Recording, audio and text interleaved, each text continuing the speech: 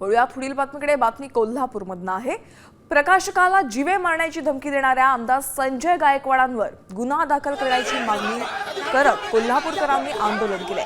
यावेळी संतप्त आंदोलकांची पोलिसांसोबत झटापट झाली आहे। संजय गायकवाडांवर दखलपात्र गुन्हा दाखल का झाला नाही असा सवालही आंदोलनकर्त्यांनी केला।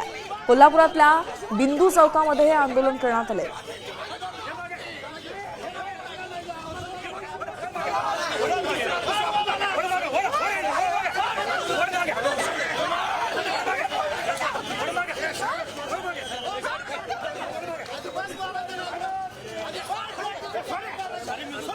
या माणसांनी स्पष्टपणे माफी मागितलेली आहे की मी जी शिवीगाळ केलेली आहे त्याबद्दल मी माफी मागतो, पण मी माझा स्टँड बदलू शकत नाही।